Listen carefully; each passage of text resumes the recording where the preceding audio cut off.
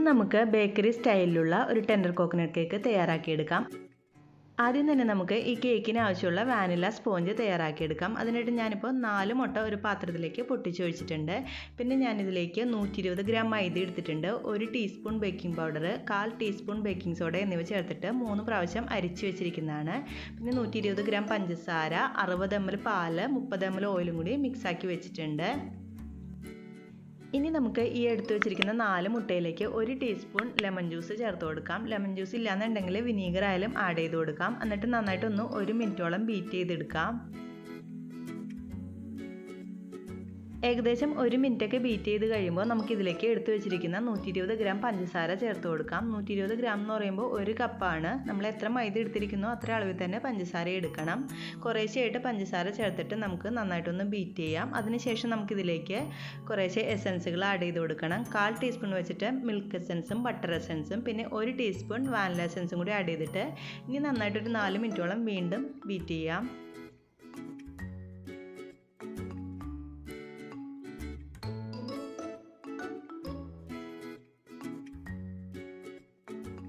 ഇപ്പോൾ നമ്മുടെ മുട്ടയുടെ മിക്സ് നന്നായിട്ട് ബീറ്റായിട്ട് വന്നിട്ടുണ്ട്. ഇങ്ങനെ വിട്ട് വീഴുന്ന ആ ഒരു പരുവത്തിൽ കിട്ടിയിട്ടുണ്ട്. ഏകദേശം ഒരു 6 മിനിറ്റോളം ബീറ്റ് ചെയ്തിട്ടുണ്ട്. ഇനി നമുക്കിതിലേക്ക് ഡ്രൈ ഇൻഗ്രീഡിയൻസ് കുറേശ്ശായിട്ട് ഫോൾഡ് ചെയ്തെടുക്കാം.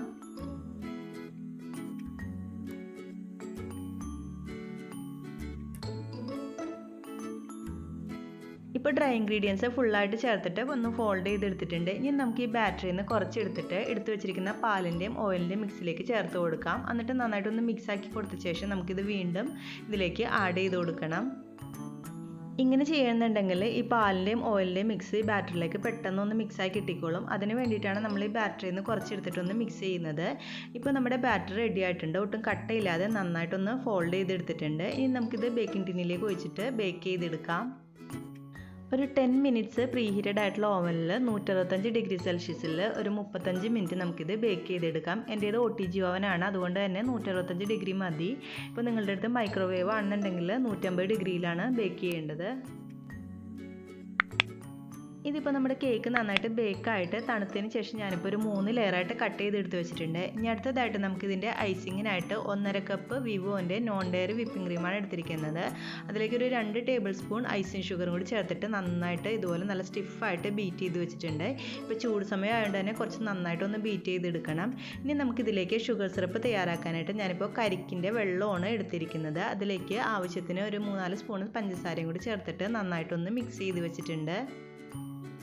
ഇനി അടുത്തതായിട്ട് നമുക്ക് ഈ കേക്കിൻ്റെ ലെയറിൽ ഫില്ല് ചെയ്യാനുള്ള ഒരു ഫില്ലിങ് തയ്യാറാക്കിയെടുക്കണം. അതിനായിട്ട് ഒരു മിക്സിയുടെ ചെറിയ ജാർ എടുത്തിട്ടുണ്ട്. അതിലേക്ക് 1 കരിക്കിൻ്റെ പീസസ് ഇട്ട് കൊടുക്കുന്നുണ്ട്. 1 കരിക്കിൻ്റെ വെള്ളവും അതുപോലെ കരിക്കിൻ്റെ പീസസുമാണ് ഞാൻ ഇതിനായിട്ട് എടുത്തിരിക്കുന്നത്.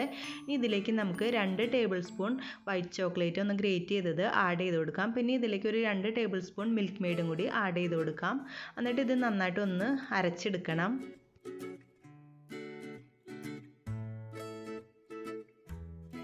ഞാനിതിപ്പോൾ നല്ല പേസ്റ്റ് പരുവത്തിൽ അരച്ചെടുത്തിട്ടുണ്ട്. നമ്മൾ ഇതിലേക്ക് വേറെ എക്സ്ട്രാ വെള്ളമൊന്നും ആഡ് ചെയ്യേണ്ട. ഈ ഒരു കരിക്കും അതുപോലെ മിൽക്ക് മെയ്ഡും ചോക്ലേറ്റും കൂടി ആഡ് ചെയ്യുമ്പോൾ അത്യാവശ്യം നല്ല തിക്കായിട്ടുള്ള ഒരു പേസ്റ്റായിട്ട് കിട്ടും. ഇനി നമുക്കിതിൻ്റെ ഐസിങ് സ്റ്റാർട്ട് ചെയ്യാം.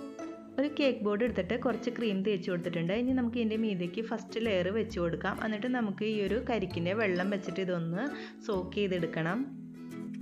കരിക്കിൻ്റെ വെള്ളം വെച്ചിട്ട് അത്യാവശ്യം നന്നായിട്ട് സോക്ക് ചെയ്ത് കൊടുത്തതിന് ശേഷം ഞാനിതിലേക്ക് ക്രീം തേച്ച് കൊടുത്തിട്ടുണ്ട്. ഇനി നമുക്ക് എടുത്ത് വെച്ചിരിക്കുന്ന ആ ഒരു ഫില്ലിംഗ് ഒന്ന് ചേർത്ത് കൊടുക്കാം. എന്നിട്ട് ഇതുപോലെ ഒന്ന് ലെയർ ചെയ്ത് കൊടുക്കാം.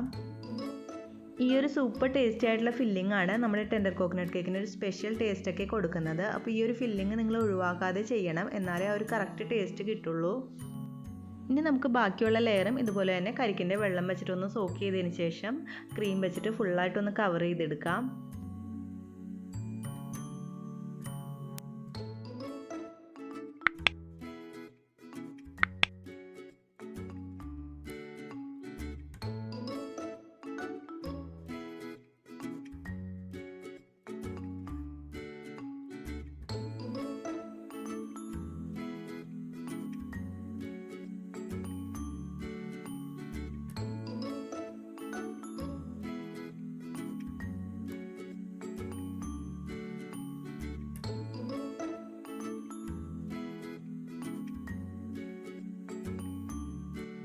ഇപ്പോൾ നമ്മുടെ ടെൻഡർ കോക്കനട്ട് കേക്ക് ഫുള്ളായിട്ട് ക്രീം വെച്ചിട്ടൊന്ന് കവർ ചെയ്തെടുത്തിട്ടുണ്ട്. ഇനി നമുക്കിതൊരു അരമണിക്കൂർ ഒന്ന് ഫ്രിഡ്ജിൽ സെറ്റ് ആവാനായിട്ട് വയ്ക്കാം.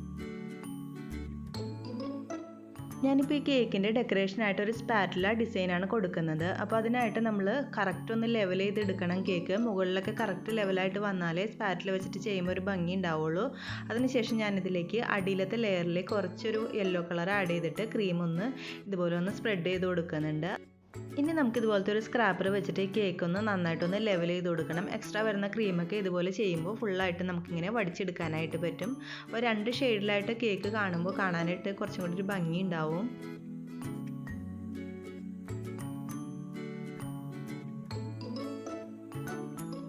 ഈ മുകളിൽ വരുന്ന ക്രീമൊക്കെ ഒന്ന് വടിച്ചെടുത്തിട്ട് നന്നായിട്ടൊന്ന് ലെവൽ ചെയ്ത് കൊടുക്കാം.